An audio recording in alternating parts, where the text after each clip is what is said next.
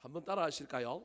건강한 교회의 네 가지 지표. 건강한 교회의 네 가지 지표. 자, 오늘 본문 말씀은 사도 바울이 그레데라고 하는 참 어려운 지역에서 교회를 담당하고 있었던 디도라고 하는 자기의 제자 믿음의 아들에게 보내는 편지의 마지막 내용입니다. 오늘 본문 앞까지는 어떤 내용이었느냐 하면 이 디도가 목회하는 이 그레데 교회의 교인들에게 신앙의 성장과 성숙을 도모하여 그 교인들이 입으로만 시인하는 것이 아니라 삶의 현장에 말씀과 복음의 능력이 나타나는 선한 일을 힘쓰는 자들이 되게 만들어라. 신앙의 성장과 성숙을 도모하여 삶의 현장에서 열매 맺는 사람들이 되게 만들어라. 그게 8절 오늘 본문 앞에 나오는 8절 말씀이에요.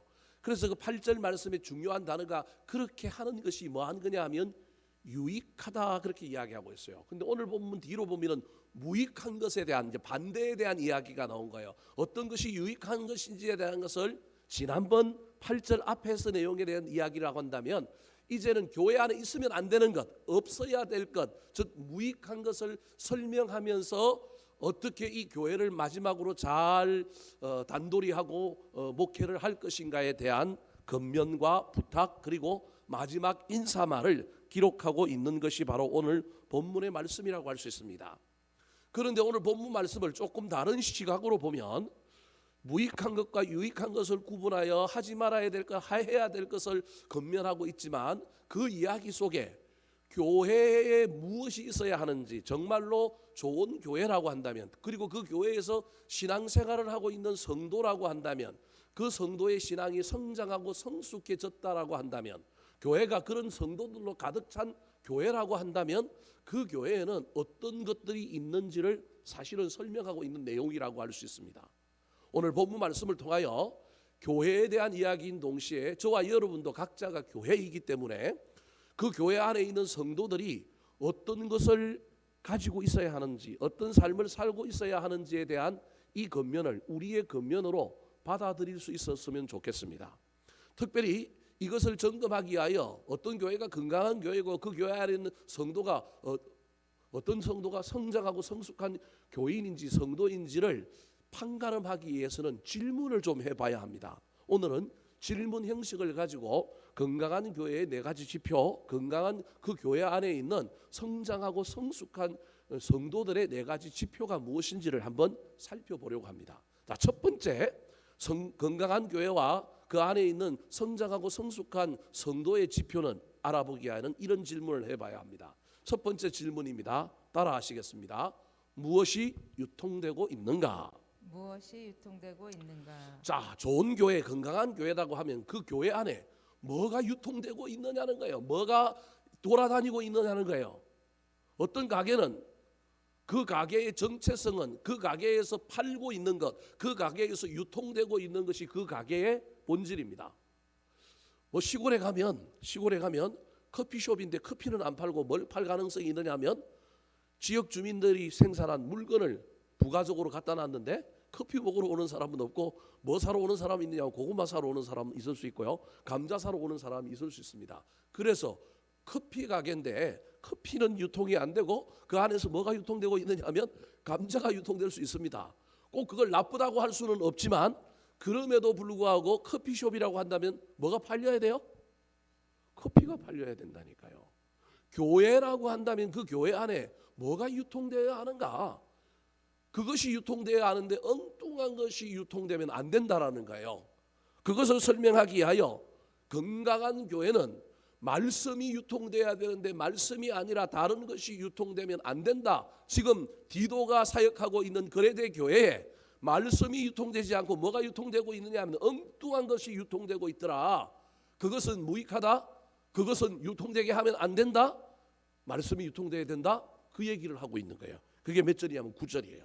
자, 9절 말씀 같이 한번 읽어볼까요? 시작. 그러나 어리석은 변론과 족보 이야기와 분쟁과 율법에 대한 다툼은 피하라. 이것은 무익한 것이요 헛된 것이니라. 유통되지 말아야 할 것, 그것이 지금 유통되고 판을 치고 있는 그레데 교회. 그래서 그것은 뭐 하라고요? 피하라. 피해야 될 것 네 가지를 얘기하는데 자세히 따져보면 세 개 이기는 하지만 뭐 세 개든 네 개든 상관없습니다. 여하튼 피해야 될 것, 이게 꼭 피해야 될 것이라기보다는 그레데 교회 안에 지금 판을 치고 있는 교회와 교인들의 삶의 현장에 있는 거예요.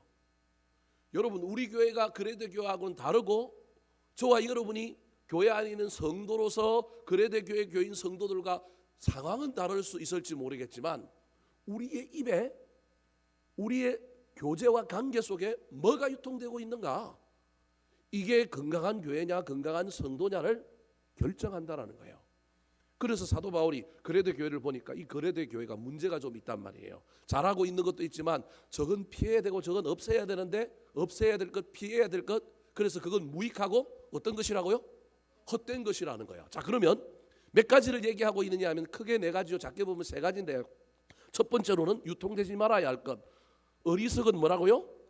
변론이라는 거예요. 저게 무슨 말이냐 하면, 명백한 결론이 정해져 있지 않고 꼭 정답이 아닌데도 불구하고 뭐 이렇게 얘기하면 이렇게 얘기할 수도 있고 저렇게 얘기하면 저렇게 얘기할 수도 있어요. 그걸 라틴어로는, 헬라어로는 뭐라고 얘기하면 디아포라 그럽니다. 이래도 좋고 저래도 좋은 거예요. 닭이 먼저냐 알이 먼저냐, 사람은 선하게 태어났느냐 태어날 때부터 악하게 태어났느냐, 그 뭔 상관이 있어요? 그거 정답 밝히면 구원받아요? 그게 뭐가 좋은 것인지 결정해야 민주적으로 교회 안에서 투표해서 결정할 일이에요? 그런 일이 아닌데, 그런 일을 가지고 뭐 하고 있는 거예요? 교회 안에서 편을 가르고 그거 갖고 서로 옳다고 그러고 그러는 거예요. 어떤 사람은 교회 강대상에, 여러분 그 교회 강대상에 크리스탈 강대상을 놔야 된다 그러고, 어떤 사람은 이건 너무 차갑고 어두우니 이제 무슨 강대상으로 바꾸자고요? 나무 강대상으로 바꾸자 그래요. 어떤 사람은 강대상에 이 바닥은 빨간 카페트로 깔자 그러고, 예수님의 보혈이라 그러고, 빨간 건 시각을 힘들게 만들고, 이거 빨간 거 깔면 여러분 공산당이니까 빨간 거 깔지 말고 뭐 깔자고요? 파란 거 깔자고요. 피아노는 왼쪽에 있어야 돼요? 오른쪽에 있어야 돼요? 이게 뭔 상관이 있어요? 근데 이거 갖고 싸운단 말이에요. 나는 피아노는 왼쪽에 있어야 되는데 왜 피아노가 왼쪽에 안 있고 오르간이 왼쪽에 있냐는 거예요. 그래서 바꾸자. 이런 것 갖고 교회가 뭐 하더라? 싸우고 있더라. 그 어리석은 변론이라는 거예요. 그 다음에 두 번째 피해야 할 것이 뭐라고요? 족보 이야기인 거예요. 족보 이야기는 뭐냐 하면, 우리 집안이 얼마나 믿음으로 빼대 있는 집안인데 우리가 몇 대째 믿고 있고, 우리 집안에 목사는 몇 명이고 장로는 몇 명이다. 내가 옛날에 신앙생활을 얼마나 열심히 했다. 여러분, 부모의 신앙이나 가문의 유산은 은혜이기는 하지만 필수는 아닙니다. 옛날에 그 영광스러운 것들이 우리에게 이어져서 우리가 그 영광을 더 발전시키고 있다면 멋진 일입니다. 그런데 그것에 안주하고 있다면 그것은 문제가 생기는 것입니다. 저게 바로 족보 이야기입니다. 분쟁과 율법에 대한 다툼이다라고 이야기하고 있는 데서, 분쟁과 율법에 대한 다툼은 하나로 이야기할 수 있습니다. 왜냐하면 분쟁도 앞에 나오고 율법에 대한 다툼도 뒤에 나오는 말이기 때문에 같이 세 개로 볼 수도 있고요, 각각 나누어서 이해할 수도 있습니다. 중요한 건 다툼이 교회 안에 있는 거예요. 변론만, 논쟁에서 싸우는 걸 넘어서서, 단순히 토론하고 편이 갈리는 걸 넘어서서 자기 족보 자랑, 옛날의 이야기, 자기 영광, 자기가 옛날에 얼마나 신앙생활 얼마나 했는지 뭐만 하면 너 몇 살이야 한국 사람이 그렇게 이야기하는 것처럼, 교회 안에는 너 직분이 뭐야? 나는 권사고 넌 집사잖아. 그럼 누구 말 들어야 돼? 내 말 들어야 돼. 예를 들 것 같으면 너는 집사고 나는 목사야. 목사 말 들어야 돼. 이런 것들이 다 족보 이야기에 해당된다는 거예요. 더 나아가서 율법에 대한 이야기, 즉 유대인들이 모여 있다 보니 유대인들의 전통을 따라서 기독교로 개종했음에도 불구하고 여전히 율법에 대한 것을 가지고 신앙을 판단하는데, 그 율법을 얼마나 준수하느냐에 대한 이야기가 아니라 율법을 얼마나 많이 알고 있느냐를 가지고 또 싸우는 거예요. 율법에 대한 강조도 조금 문제가 있는데, 그 율법의 말씀을 어떻게 지키고 사느냐를 가지고 서로 실험한다면 좋겠는데, 그게 아니라 그 율법에 대한 법 조문과 율법에 대한 규정을 가지고 누가 더 많이 알고 있느냐, 알고 있다고 하는 것으로 신앙의 우위, 알고 있다고 하는 것으로 내가 신앙생활을 잘하고 있다고 자꾸 자랑하고 딴 사람을 정죄하는 거예요. 아는 것과 사는 것은 다릅니다. 제가 늘 이야기하고 있지 않습니까? 어떤 사람이 옳은 이야기를 한다고 그 사람 삶 전체가 옳은 삶은 아닙니다. 잘 봐야 합니다. 맞는 이야기, 옳은 이야기 하지만 그 사람의 삶이 맞고 옳지 않을 가능성도 충분히 믿습니다. 그래서 여러분, 아는 것이 아니라 사는 것이 중요한데 율법을 얼마나 아는 거냐 가지고 그거 갖고 다투는 거예요. 그러다 보니까 교회 안에 하나됨이 없고 교회가 이상해져 가고 있는 것을 말하고 있는 것입니다. 사랑하는 성도 여러분, 그래도 교회의 문제뿐만 아니라 오늘날 한국 교회의 문제도 저 문제 안에 들어가 있습니다. 교회라고 하면 무엇이 유통되어야 할까요? 여러 가지가 교회 안에 유통되어야 하지만 저는 오늘 여러분에게 강조하고 싶은 건 교회 안에 말씀과 은혜가 유통되고 있는가. 우리 덕양중앙교회는 말씀이 유통되고 은혜가 유통되는 교회였으면 좋겠습니다. 물론 어떤 가게라 할지라도 커피 팔지만 그 옆에 선인장도 좀 갖다 놓고요, 다른 것도 좀 갖다 놓고 팔 수도 있습니다. 그럼에도 불구하고 주 품목은 뭐여야 합니까? 말씀이어야죠. 우리가 주되게 가지고 있는 이 교회 안에서 유통되고 있는 것이 뭐냐는 거예요. 저와 여러분이 그리스도인으로 이 세상에 살고 있는데 내 입에서 내 삶 속에서 제일 많이 유통되는 것이 무엇이냐는 거예요. 우리도 인간이기 때문에 세상 속에서 살고 있기 때문에 우리도 어쩔 수 없이 세상 사람들과 동일한 언어를 쓰고 동일한 관심과 동일한 취미, 동일한 삶의 어떤 욕구들을 가지고 있지만 그럼에도 불구하고 우리가 예수를 믿는 사람이라고 한다면, 그것도 성장하고 성숙한 그리스도인들이라고 한다면 우리의 입술과 우리의 삶 속에 유통되고 있는 것이 무엇이냐를 점검해 봐야 합니다. 그것이 건강한 교회와 건강한 성도를 구별하는 지표가 된다는 사실을 잘 기억하여 우리 가정에는 뭐가 유통되고 있는가? 우리의 교회는 뭐가 유통되고 있는가? 내 삶에는 뭐가 유통되고 있는가를 잘 살펴서 피해야 할 것은 피하고 다시 붙들어야 할 것은 붙드는 저와 여러분 되기를 예수님의 이름으로 축원합니다. 두 번째, 건강한 교회의 지표는 어떤 지표일까요? 두 번째 지표를 이해하기 위해서는 또 이런 질문을 해보아야 합니다. 한번 따라 하실까요? 무엇을 어떻게 지키고 있는가? 무엇을 어떻게 지키고 있는가? 제가 아까 무엇이 유통되고 있는가에 대한 이야기를 하면서 만약에 커피숍이라고 한다면 커피숍에 여러분 커피가 유통돼야 된다. 다른 것도 유통될 수 있지만 주 품목은, 주된 유통품은 커피여야 된다라고 여러분에게 말씀드렸습니다. 그러면 여러분, 도둑이 들거나 커피숍에 뭐가 자꾸 없어져도 뭐는 지켜야 될까요? 생각을 해보세요. 사람마다 다를 수 있지만 커피숍에 누가 뭐 도둑이 들어서 뭘 다 갖고 가더라도 뭐는 지켜야 될까요? 커피 원두는 지켜야 되지 않겠습니까? 원두는 안 지켜야 되지 않겠습니까? 그리고 뭐 커피를 내리는 커피 머신 정도는 뭐 해야 될까요? 지켜야 되지 않겠어요? 뭐 컵은 누가 훔쳐가면 무슨 컵 쓰면 돼요? 종이컵 쓰면 되고, 때로는 뭐 컵이 없으면 여러분 탁주 막걸리 탁백이라도 갖다 놔서 뭐 어쩔 수 없이 커피를 거기 마시더라도 마실 수는 있잖아요. 그러니까 지켜야 할 것을 지키는 것이 건강한 교회라는 거예요. 성도도 지켜야 할 것을 빼앗기면 안 됩니다. 다른 건 무너지고 다른 건 빼앗기고 다른 건 사라지더라도 건강하냐 건강하지 않느냐에 대한 핵심적인 것 중에 하나가 지켜야 할 것 지키는 거예요. 보험 얘기를 좀 해봅시다. 뭐 보험 안 든 사람들 있지만 보험 들면 요즘은 기본적으로 보험 든다 그러면 실손보험은 들어야 된다 뭐 이런 얘기를 하는 사람이 있어요. 그 다음에 뭐 실손보험을 들었으면 그 다음에 들어야 할 보험의 가장 핵심적인 게 무슨 보험 들어요? 잘도 아시네요. 암보험은 들어야 되잖아요. 뭐 암만 들면 안 되고 우리 인간이 가지고 있는 기본 생명과 관련하여 여러분 보험이 허튼 게 아니라니까요.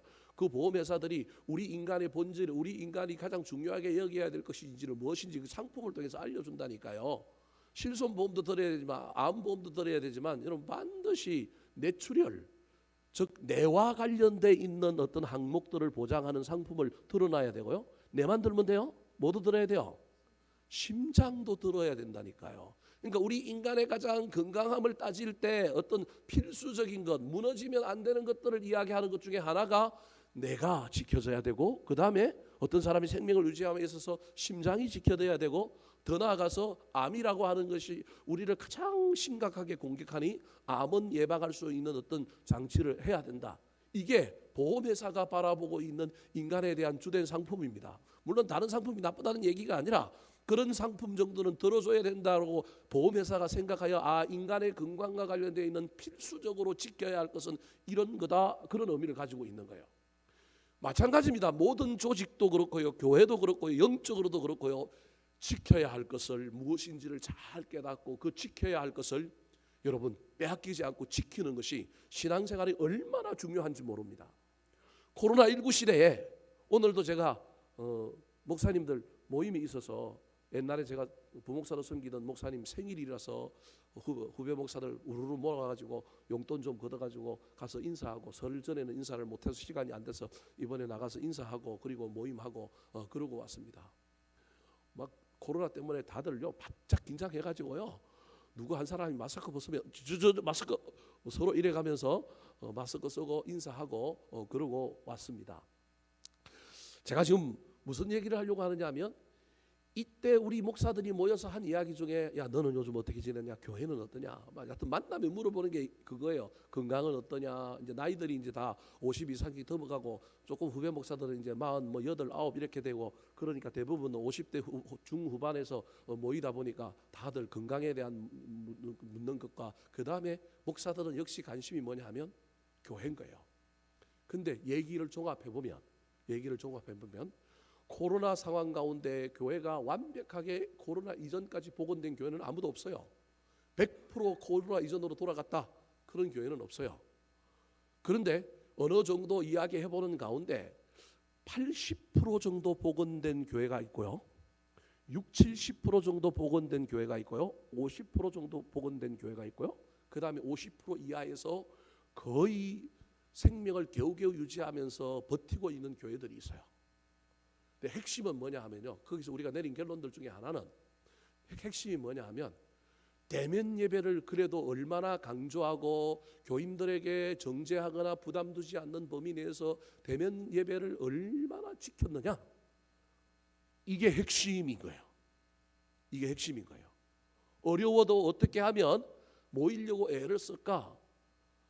그러면 대면 예배를 안 드리더라도 복원력이 있던 교회는 온라인이라고 하는 시스템을 잘 만들어서 누가 드리느냐 이게 문제가 아니라, 누가 드리느냐 안 드리느냐를 모르는 문제가 아니라, 목사 혼자서 몇몇 장로님들하고 현장에서 예배를 드렸지만 인터넷에 강하거나 아주 이런 기계 테크놀로지에 강한 목사님은 온라인 예배 위주로 예배를 드렸음에도 불구하고 저 이 화면에, 전광판 화면에 각 가정에서 예배 드리는 사람들이 실시간 모습이 다 어떻게 한 거예요? 나오게 만든 거예요. 제가 지금 온라인 예배는 나쁘다 얘기가 아니라, 점검하고 확인하고 소통하고 그래도 시공간을 초월하여 공동체성의 결속을 유지했던 교회, 그게 대면 예배로 유지를 했던 온라인으로 예배를 드렸지만, 이 예배를 드리는데 각 가정에서 예배를 드리는 사람들의 모습이 다 어떻게 나타나느냐 하면 이 전광판에 다 나타나는 거예요. 그 첫째 주에는 잠옷 입고 나왔던 사람들도 그 다음 주는 어떻게 할까요? 잠옷 입고 못 나오는 거예요. 왜냐하면 다 어떻게 해요? 다 비춰서 보이니까요. 그래서 전부 식탁에 의자들을 갖다 놓고 작은 테이블을 갖다 놓고 전부 앉아 있고, 그 앞에 헌금 바구니도 갖다 놓고 자기 집에서 예배를 드리는데 헌금하는 순서에 거기 뭐 하는 거예요? 헌금하는 거예요. 그래서 그 예배의 소중함을 지켰던 교회들은 지금 어려운 시절이지만 그래도 복원력이 어느 정도는 돼서 위태한 지경은 면하고 버티고 있는 거예요. 또 다른 하나는, 그럼에도 불구하고 어떻게 하면 교인들이 교회에 붙어 있다라고 하는 그 안도감, 소속감을 누리게 어떻게 하면 할 거냐. 이게 이제 소그룹과 관련된 문제인데, 한국 교회가 지금 소그룹이 다 무너져 버렸단 말이에요. 모일 수는 없어요. 시대가 이제는 가정을 오픈하지 않죠. 그 다음에 맞벌이 가정이 훨씬 많죠. 그러다 보니까 낮에 소그룹 모임 한다는 게 이제 한국 교회가 옛날에 뭐 구역 모임, 순 모임, 이게 이제는 쉽지 않은 시대가 되어버린 거예요. 제가 보기엔 코로나 이후에 이제 더 이상 이게 쉽지는 더 않은 구조로 갈 거예요. 그럼에도 불구하고 어떻게든지 교회가 조직력을 발휘하여 그 속에 또 다른 어떤 목회적인 돌봄을 통하여 교인들이 그래도 내가 교회에 소속되어 있다, 붙어 있다라고 하는 것을 느낀 교인들은 여전히 연결이 되어 있는 거예요. 코로나 때문에 교회는 못 나오더라도 나오는 거예요. 한 교회 목사님이 저한테 이제 아이디어를 준 것 가운데 하나가, 저도 이제 한번 해보고 싶은데, 자기가 송구영신 예배를 드리는데 송구영신 예배 때 교인들을 나오라고 그동안 안 하고 온라인 예배 비슷하게 드리는데 송구영신 예배는 한번 나오라고 하기가 너무너무 미안한 거예요. 강조하기가. 그래서 나올 수 있는 분들은 나오시고 못 나오시는 분들은 집에서 온라인으로 예배 드리십시오라고 하고 예배를 드렸는데, 자기가 그래도 안 나오는 분들도 온라인으로 예배 드리는데 이분들을 위하여 어떻게 했으면 좋겠는가 마음이 너무너무 착잡아서 송구영신 예배 드리고 난 다음에 하나의 이벤트를 했는데, 그 이벤트가 뭐냐 하면, 여러분 우리 18단지 2단지하고 여기 20단지 사이에 저녁 되면 여러분 통닭차 하나 와가지고 돌리면서 굽는 차 있죠. 그 차를 2대를 교회 마당으로 오게 한 거예요. 섭외를 해가지고. 하나 얼마냐 그러니까 8,000원인데 우리가 당신 하나 하루에 얼마 파느냐니까 20개 못 판대요. 이번에 200개 팔아줄 테니까 당신 말고 한 사람을 더 불러갖고 차 2대를 오라고 그러고, 그 하나 얼마 파느냐 그러니까 뭐 8,000원인가 9,000원인데, 그럼 우리 200개 팔아줄 테니까 이번에는 7,000원에 하자. 그래가지고 그날 송구영신 예배 드리는 날, 그날 교회 앞마당에서 뭐 하냐면 그걸 돌린 거예요. 굽게 한 거예요. 그리고 예배 온 사람들한테 전부 송구영신 예배 끝나고 나가면서 치킨 한 마리를 준 거예요. 1인 1닭을 준 거예요. 1인 1닭을 준 거예요. 그리고 온라인 예배를 드리는 사람도 댓글을 달면 부교육자들이 치킨을 뭐 하겠다고요? 배달하겠다 그런 거예요.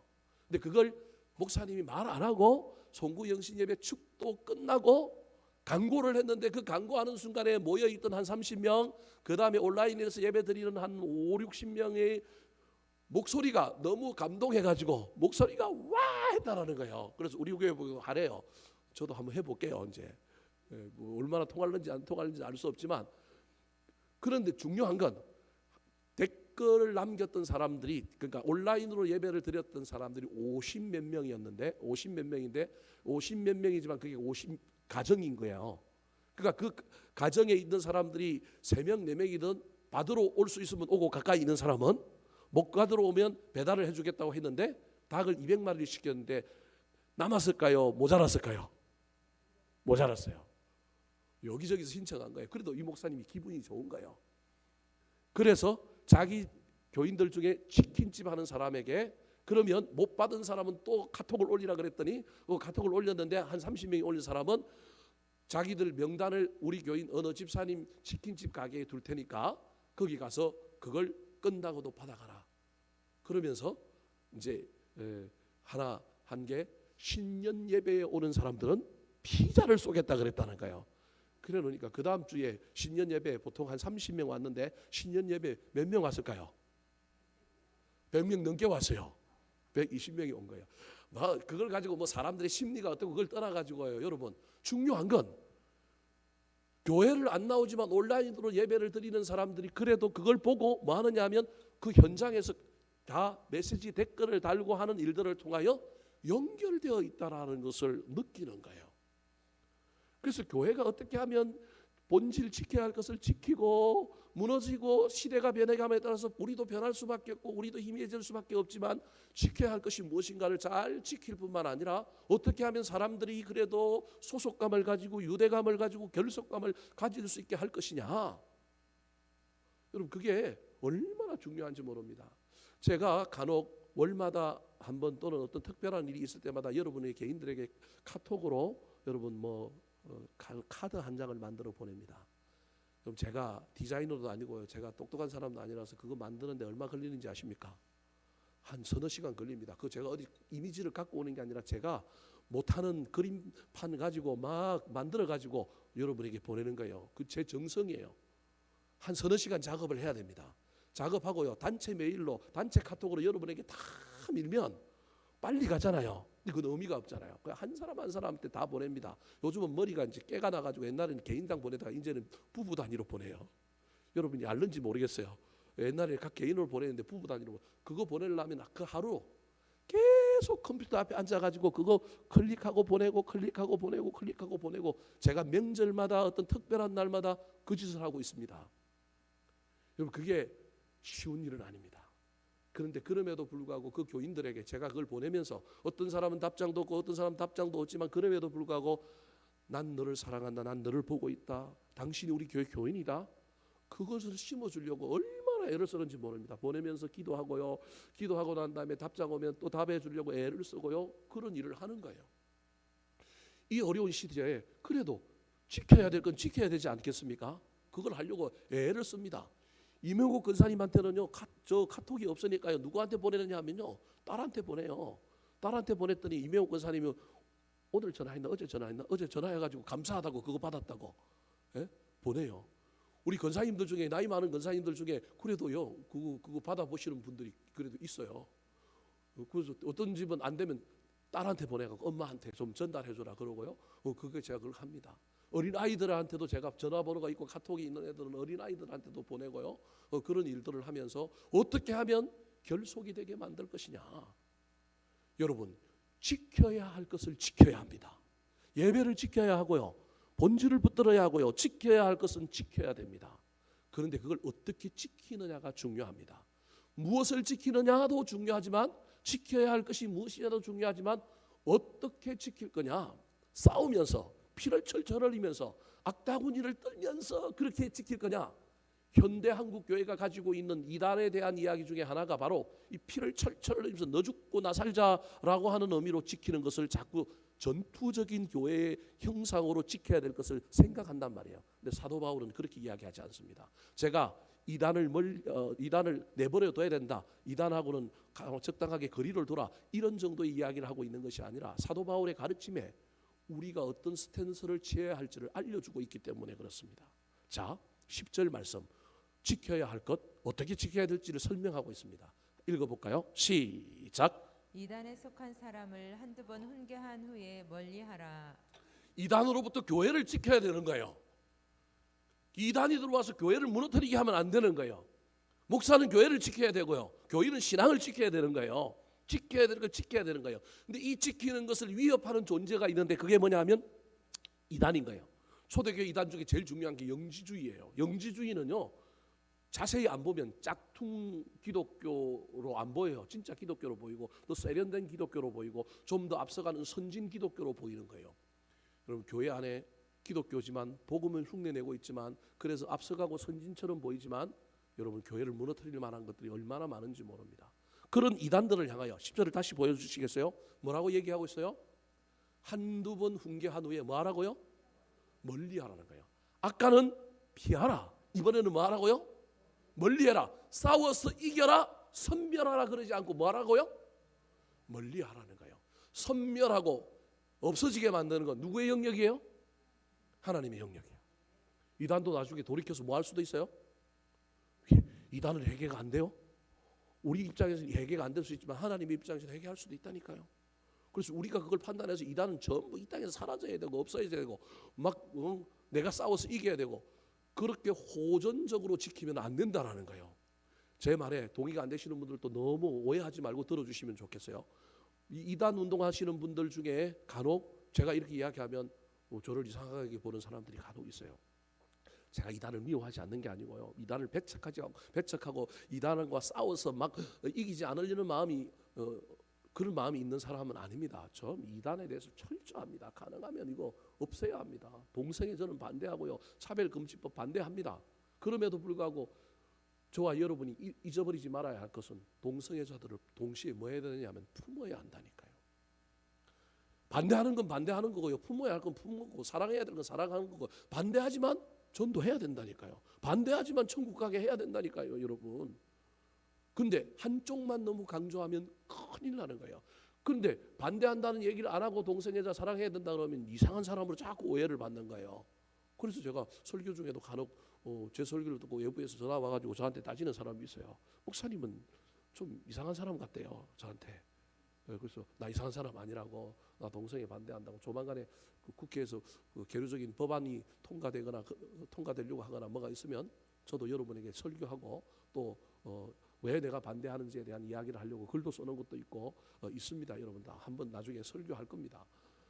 그럼에도 불구하고 저와 여러분이 해야 될 일은 이단 교회를 지키기 위하여 반대편 사람들을 대할 때 우리가 해야 할 일들은 어떻게 해야 된다고요?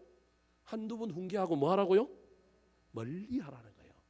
완전히 박멸하고 없애야 할 대상으로 여겨가지고 거기에 싸우느라고 본질은 우리가 붙들어야 될 거잖아요. 붙들어야 될 건 안 붙들고 물리치는데 애를 쓰면 골치가 아픈 거예요. 전쟁은 군인들이 하는 거고 경제는 경제인이 하는 건데 경제인 보고 뭐 하라고요? 전쟁해라 그러면 골치 아픈다니까요. 헷갈리면 안 되는 거예요, 여러분. 그래서 우리는 못하니까 싸우는 일들을 하는 단체를 지원하고 뭐 하면 돼요? 후원하면 되는 거예요. 아니 교회가 뭐 전부 막 강화문 광장에 나가고 전부 막 외치고 반대해야 되지 뭘 그러고 있습니까? 그것도 옳은 일일 수도 있지만 한편으로는 그 일이 주가 돼서 교인들의 어떤 포커스나 교인들의 어떤 신앙의 핵심의 본질이 흐트러져서 엉뚱한 것으로 나아가서 사회 활동을 하거나 운동 중심으로 가다 보면 이건 원심력이 자꾸 안으로 이게 구심점으로 가는 게 아니라 원심력이 돌아가고 어디로 나가요? 밖으로 나간다니까요. 그래서 밖으로 나가다 보면요, 이게 붙들어야 할 건 잊어버리고 나중에는 멀리 갔더니가 될 가능성이 있는 거예요. 그래서 이 조화, 어떤 때는 나가기도 하지만 어떤 때는 그것을 또 좀 자제하고 우리가 붙들어야 할 본질을 어떻게 할 거냐, 그리고 그 일에 앞장서 하는 사람들을 어떻게 돕고 구원할 것이냐, 이런 고민으로 양자의 선택을 하고 가야 되는 거예요. 오늘 본문에 중요한 건 교회를 지켜야 하는데 무엇을 지키느냐, 이단으로부터 교회를 지키라고 하는데 어떻게 지킬 것인지에 대한 포커스가 훨씬 더 있는 거예요. 소아시아 지역의 7교회 가운데 에베소라고 하는 교회를 사도 바울이 환상 중에 보고 우리 주님의 음성을 따라서 그 교회를 향하여 이야기할 때 책망하잖아요. 뭘 잊어버렸다고 책망해요? 왜 처음 사랑을 잊어버렸을까요? 자, 요한계시록 2장 2절부터 4절까지의 말씀입니다. 시작. 내가 내 행위와 수고와 내 인내를 알고 또 악한 자들을 용납하지 아니한 것과 자칭 사도라 하되 아닌 자들을 시험하여 그의 거짓된 것을 내가 드러낸 것과 또 내가 참고 내 이름을 위하여 견디고 게으르지 아니한 것을 아노라. 그러나 너를 책망할 것이 있나니 너의 처음 사랑을 버렸느니라. 처음 사랑을 버린 이유가 2절에 있는 거예요. 이단과 싸우느라고 악한 자들을 용납하지 아니하고 자칭 사도라 하는 자들을 시험하여 그들의 거짓된 이단성을 드러내는데 너무 에너지를 많이 썼다 보니까, 원심력에 너무 힘을 많이 썼다 보니까 구심력을 잃어버린 거예요. 본질을 붙들어야 할 것을 붙들고 싸우기도 하고 그래야 되는데 이 내면을 튼튼하게 하고 안에 본질을 붙들어 튼튼하게 하고 간혹 나가서 싸웠어야 되는데 안에 해야 될 일은 안 하고 뭐만 한 거예요? 싸우기만 한 거예요. 여러분 죄송합니다만 학생들이 시험을 쳐야 되는데 여러분 시험만 치면 안 되고 뭘 해야 돼요? 공부를 하고 시험을 쳐야죠. 근데 공부는 안 돼 있는데 실력은, 기초는 안 닦아고 실력은 공부를 해가지고 막 실력은 안 키워놨는데 맨날 뭐만 보라고요? 시험만 보라고. 그럼 뭐만 넣느냐면 찍기 신고만 넣는 거예요. 그래서 교회가 여러분 어떻게 해야 되느냐 하면 이 두 가지 조화를 잘 이루어야 하는데 그 조화를 이루어야 될 이유가 뭐냐 하면 여러분 우리가 이단과 싸우다 보면 누구를 닮아간다고요? 죄송합니다만 이단을 닮아가는 거예요. 이단이 쓰는 방법을 우리도 써서 그들과 싸우고 이단이 하는 말을 반대로 뒤집어서 우리가 하다 보니까 우리가 누굴 닮아가게 되느냐 하면 이단을 닮아가게 되는 거예요. 그래서 가능하면 여러분 다른 사람과 싸우는 일을 하지 말아야 합니다. 하다 보면요 그 사람이 하는 말 뒤집어서 이야기하고요 그 사람이 했던 말 뒤집어서 하는 거예요. 이번에 대통령 선거 후보들이 하는 것 중에 제가 제일 마음에 드는 건 서로 네거티브 안 하더라고. 특별히 부인들과 관련돼서는 서로 막 이야기 안 하더라고. 그거 해서 뭐 나 TV 틀어버리려 그랬는데 그나마 제 개인적으로는 야 그나마 저 두 사람이 잘 지키면서 했다. 근데 여러분 이제 점점 대통령 선거가 가까이 오면 이제 공적인 기관들이 여론조사 못 하거든요. 그럼 누가 여론조사를 하면 자기들이 당에서 여론조사를 딱 해요. 그러면 찌고 있는 팀이 제일 나중에 뭘 할 수밖에 없느냐 하면 네거티브를 할 수밖에 없어요. 그래서 여러분 딱 보세요. 지금 누가 지고 있는지 누가 이기고 있는지는 뭘 보면 하냐면 선거일이 가까워오는데 훨씬 더 공격을 막 쏟아내고 막 뭐가 있다고 말하는 그 팀이 이 판세를 뒤집어 엎어 보려고 뭐 하느냐 하면 하는 거예요. 이게 선거에 어쩔 수 없어요. 선거는 이기려고 하는 사람들이 그 전략이기 때문에 옳은 걸 하는 게 아니라 이기려고 하는 거기 때문에 이기려고 하는 사람은 옳은 방법만 쓰는 게 아니라 무슨 방법도 써요? 악한 방법도 써요. 그래서 여러분 킹메이커라고 하는 영화를 한번 보시기 바랍니다. 그 영화에 보면 나오는 이야기가 바로 그런 거예요.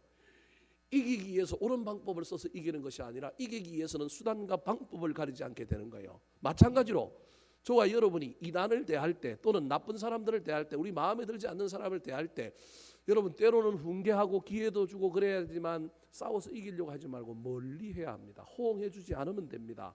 누가 옳고 그러고 그걸 꼭 가리려고 하지 말고 가능하면 무시 전략을 써야 됩니다. 그래야만이 내가 그 사람을 안 닮아가는 거예요. 그게 몇 절이냐면 오늘 11절입니다. 자, 11절 말씀 같이 한번 읽어볼까요? 시작. 이러한 사람은 내가 아는 바와 같이 부패하여 스스로 정죄한 자로서 죄를 짓느니라. 이러한 사람은 이단들을 얘기하는 거예요. 그 사람들은 스스로 뭐 한다고요? 부패해지는 거예요. 그들의 특징은 뭐예요? 정죄예요. 그래서 그 사람들은 자기들 스스로 이단이 어떤 내용적으로 이단이어서 나쁜 것도 있지만 이단인 사람들의 나쁨이 뭐냐 하면 스스로 뭐 한다고요? 부패하고 다른 사람을 뭐 한다고요? 정죄하여 자신들이 가진 것도 나쁘지만 그들이 하는 태도에서 뭘 짓게 되어 있느냐 하면 죄를 짓게 되어 있는 거예요. 근데 그들과 치고받고 죽자 살자 싸우다 보면 우리도 스스로 뭐 할 가능성이 많으냐 하면 부패해질 가능성이 많고 우리도 정죄하는 자로 닮아갈 가능성이 있어서 우리도 뭘 짓는 자가 되느냐 하면 죄를 짓는 자들이 되는 거예요. 그래도 교회 안에 여러분 아까 족보 이야기 수많은 어리석은 변론 막 이런 사람들만 있었던 것이 아니라 이단들도 있었던 거예요. 근데 그런 사람들을 멀리하기는 교회를 지키기 위하여 멀리하기는 하는데 그 방법을 어떤 방법을 써야 되느냐 하면 죽자 살자 옳고 그름을 따지는 방식을 쓸 것이 아니라 여지를 좀 남겨놓고 좀 무시하고 좀 멀리해라는 거예요. 이것을 종교개혁자들은 우리 그리스도인들의 삶을 향하여 이런 중요한 이야기를 전해줍니다. 자, 화면을 보고 한번 읽어볼까요? 우리가 가져야 될 태도입니다. 본질적인 것에는 일치를, 비본질적인 것에는 자유를, 그리고 모든 것에는 사랑을. 구원의 문제와 이거 정말로 짚고 넘어가지 않으면 큰일 난다라고 생각하는 걸 제외하고는 여러분 가능하면 자유를 주시기 바랍니다. 정말로 본질적인 거다. 이거 안 하면 큰일 난다. 내일 지구의 종말이 오고 교회가 이거 안 하면 내일 모레 무너진다. 이거 안 하면 큰일 난다. 라고 되는 생각이 있으면 거기는 일치를 구하기 위하여 애를 쓰시기 바랍니다. 근데 그렇지 않으면 내 관점, 내 스타일 지켜봐도 크게 문제가 없다 그러면 우리 하나님 두 눈을 뜨고 시퍼렇게 살아계시지 않습니까? 우리 하나님이 자기 교회가 망하는 걸 그대로 보고 계시겠어요? 나보다 더 시퍼렇게 눈을 뜨고 보고 있을 텐데. 그러니 그런 건 좀 시간을 가지고 시간의 심판자에게 좀 맡겨서 비본질적인 것에는 자유를 주라는 거예요. 내가 생각하기에 본질적인 것이라고 할지라도 그 본질을 붙들기 위하여 치열하게 싸워야 되고 때로는 막 정죄해야 되고 그런 마음이 들더라도 가능하면 내가 생각하는 그 본질적인 것을 비본질적인 자리에 좀 놓아서 자유를 주시고 할 수만 있다면 그 모든 행위 속에 사랑을 담는 일들을 저와 여러분이 힘썼으면 좋겠습니다. 그래서 좋은 교회는 여러분 지금 무슨 얘기를 하냐면 이단으로부터 교회를 지켜야 될 뿐만 아니라 반대자들, 교회 안에 있는 힘들게 하는 사람들, 우리와 다른 사람들을 어떻게 대하느냐, 그것이 그 교회의 건강함. 저와 여러분이 인격적으로 그리스도의 향기가 풍성한 교인이라고 한다면 내 마음에 맞는 사람하고 나를 잘 따르는 사람들하고 나를 인정해 주는 사람들하고 기쁘게 즐겁게 신앙생활하는 것을 가지고 저 사람 건강하게 신앙생활한다 이렇게 말하지 않고 나를 좀 힘들게 하고 반대하고 나한테 좀 맞지 않는 사람들을 내가 어떻게 대하고 있는가. 무슨 말씀이 이해되십니까?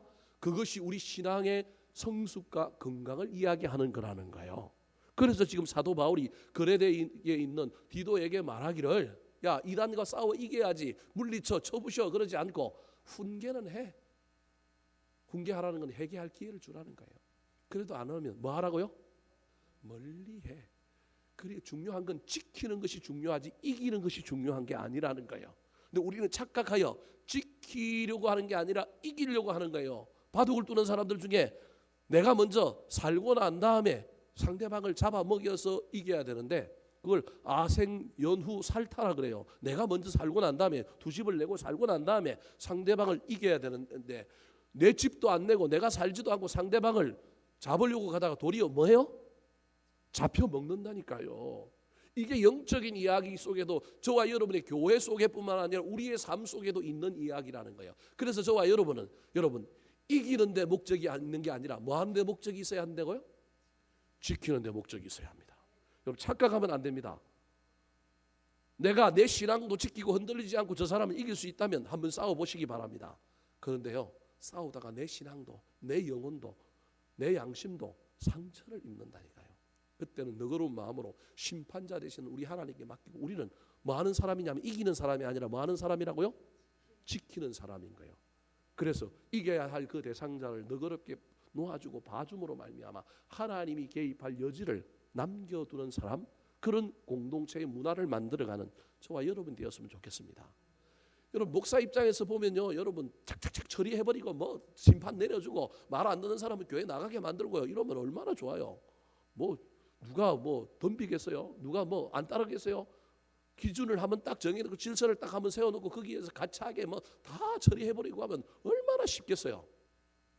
저도 목사님들 중에 그렇게 하는 사람 보고 따라하고 싶을 때가 얼마나 많은지 모릅니다. 요건 처음에 묻겠죠. 그리고 교회 떠나는 사람도 좀 있겠죠.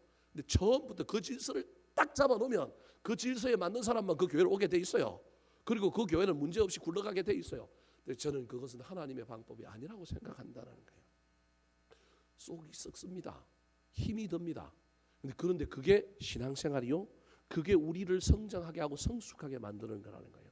가정에서도 자녀들을 향하여 동일한 겁니다. 내 말대로 따라 살면 출세하고 내 말대로 따라 살면 세상에서 성공하고 탁 될 것 같은데 이놈들이 말을 안 들어요. 공부하라고 그러면 공부도 안 하고, 뭘 좀 따라 그러면 따면 될 텐데 따지도 않고 얼마나 막 속이 썩어요. 그래도 저와 여러분이 진짜 지켜야 할 건 뭔가, 그 지켜야 할 것을 지키고 나머지 부분에 있어서 저와 여러분이 지혜롭게 잘 선택함으로 말미암아 가정과 우리의 영혼과 교회를 건강하게 만들게 되기를 예수님의 이름으로 축원합니다. 세 번째입니다.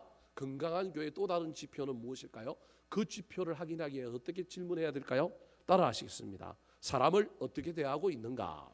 사람을 어떻게 대하고 있는가? 아까는 반대자를 어떻게 대하고 있느냐에 대한 이야기. 그래서 무엇을 어떻게 지키고 있느냐, 지키기 위하여 그 지키는 것을 위협하는 사람들을 우리가 어떻게 대할 것인가가 두 번째 이야기라고 한다면, 그게 아니라 이번엔 반대자가 아니라 교회 안에 있는 사람들, 연약한 사람들뿐만 아니라 교회 안에 있는 사람들, 가정 안에 있는 사람들을 우리가 어떻게 대하는가. 즉 하나님을 대하는 사람, 하나님을 사랑하는 사람은 그 하나님을 사랑하고 그 하나님을 대하는 신심을 가지고 누굴 대하느냐 하면 사람을 대하는 사람이라는 거예요.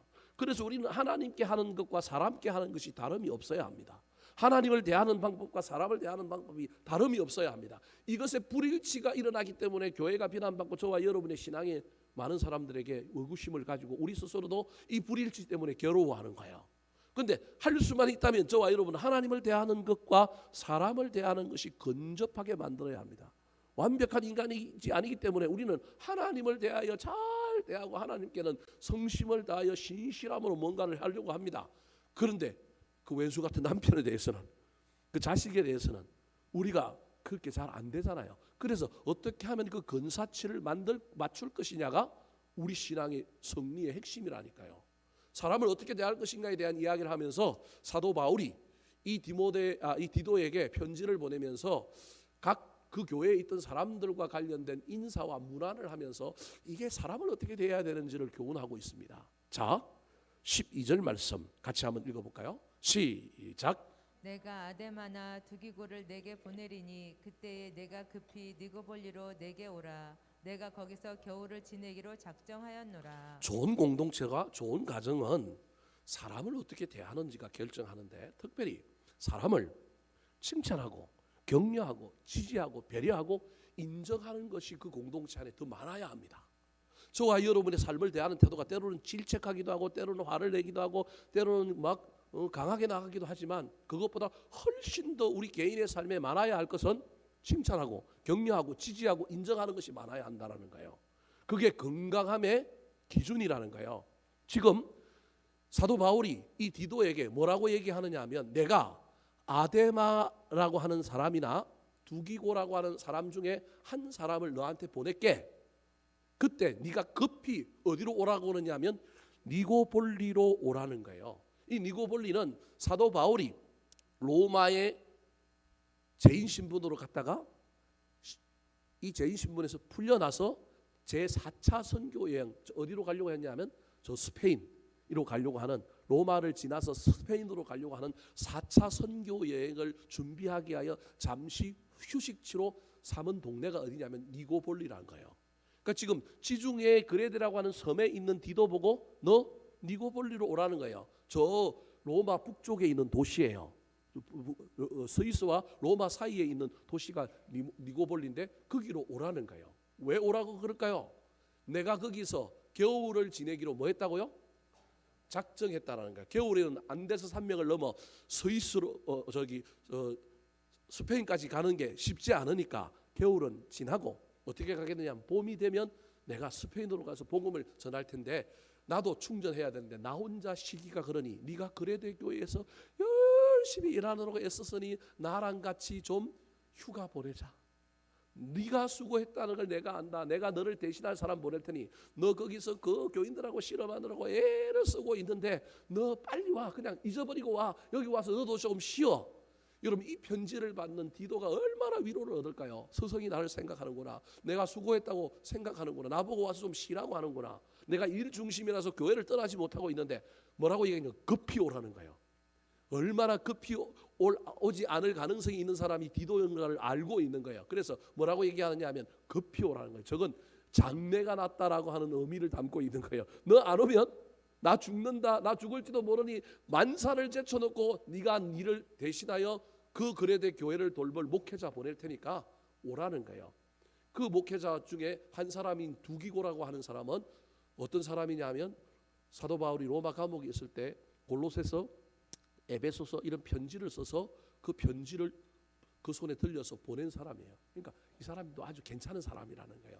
뿐만 아니라 고린도전서에 보면 예루살렘 교회에 흉년이 났을 때 그 지중해 연안에 있는 도시에서 교회들에서 헌금을 모아서 보내는데 그 헌금을 가지고 예루살렘 교회에 전달한 사람이 누구냐면 두기고예요. 디도와 두기고가 함께 갔는데 이 디도가 두기고를 아는 거예요. 그러니까 이 디도 입장에서는 나를 대신하여 올 사람이 믿을 만한 사람이라는 걸 깨닫고 충분히 맡기고 가도 되겠다라고 하는 확신을 주기 위하여 이름까지 거명하는 거예요.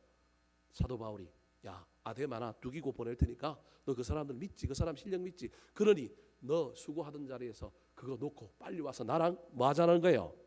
좀 쉬고 좀 너도 힘을 얻으라는 거예요.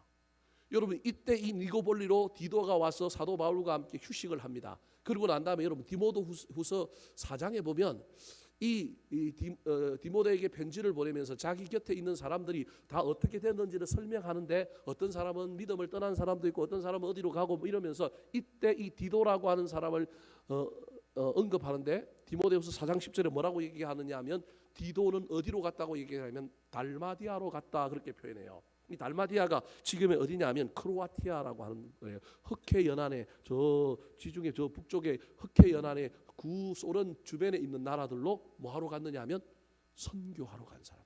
그러니까요. 그레데 사역을 끝나고 니고볼리에서 이 사도 바울과 함께 편히 잘 쉬고 난 다음에 충전하여 다시금 사명의 길로 걸어간 사람이 누구라는 거예요? 이 디도라는 거예요.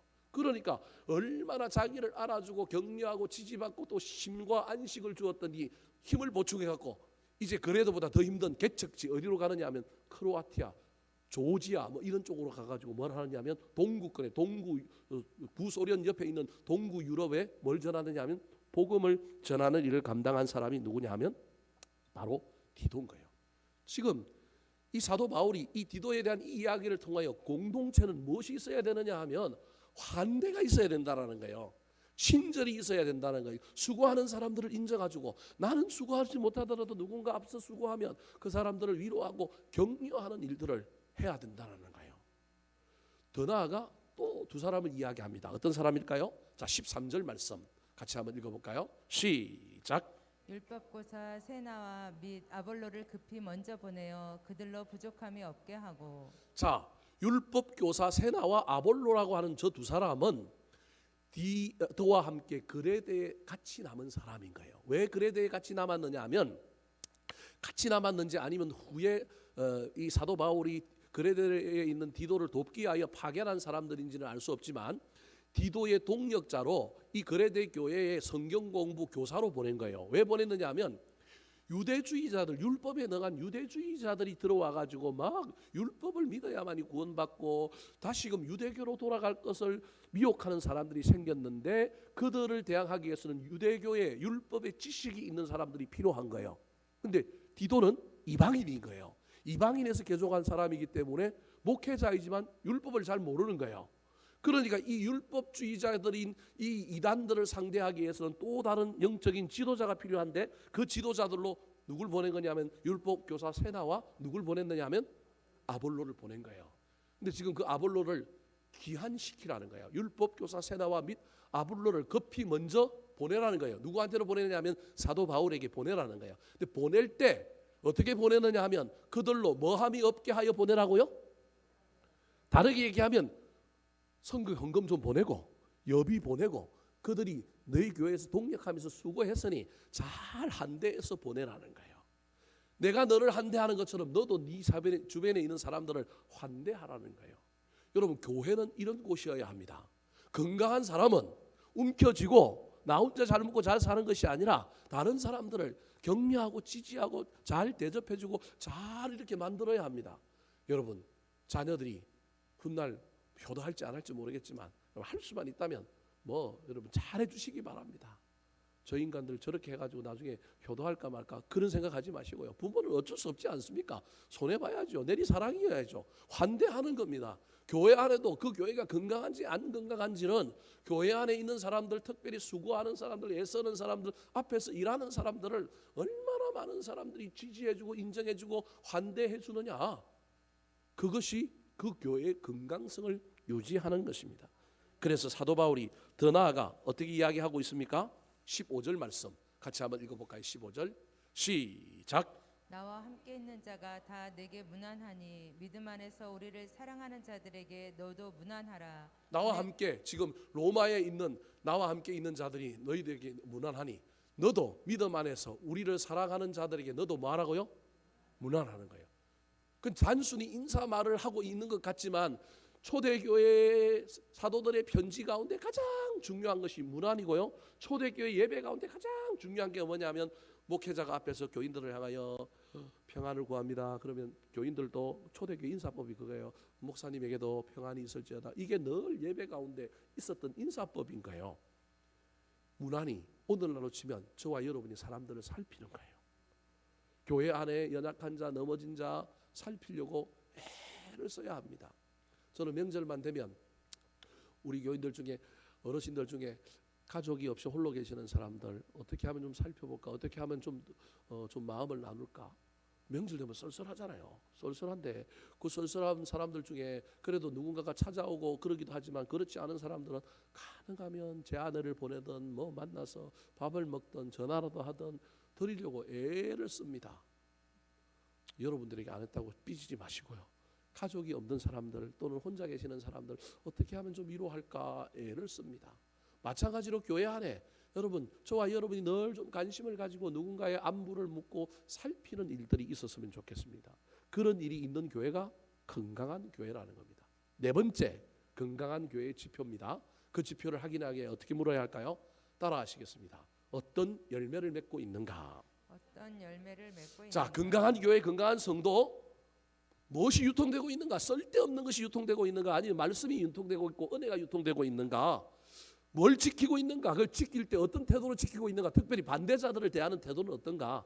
세 번째로는 우리 공동체 안에 사람을 대하는 태도는 어떤가? 막 위로하고 격려하고 막 이러고 있는가? 아니면 막 서로 대면대면하고 있는가? 마지막으로는 어떤 열매를 맺고 있느냐가 중요합니다. 이게 디도서의 결론이기도 합니다. 디도서의 마지막에서 제일 강조하고 있는 것이 바로 이 선한 열매를 맺는 것, 선한 일에 힘쓰는 것. 이건 그 당시 문화가 아주 그 그레데라고 하는 섬이 부정과 부패와 음란과 행실이 옳지 못한 것들이 너무 많다 보니 그곳에 기독교가 들어가서 교회가 만들어지고 난 다음에 그러면 복음이 은혜가 있고 능력이 있다는 걸 뭘로 보여주느냐 하면 사람이 바뀌는 거, 삶이 바뀌는 걸 보여주는 거예요. 한국 교회 초창기에 선교사님이 들어와서 한국 교회 안에 한국 사회 안에 제일 문제로 여긴 것이 하나가 있는데 그게 뭐냐 하면 술인 거예요. 술. 전부 막걸리 한 잔 먹고 전부 널브러져 있는 거예요. 두 번째가 뭐냐면 전부 저녁만 되면 농한기 겨울 되면 뭐 하고 있는 거예요? 하투 치고 있는 거예요.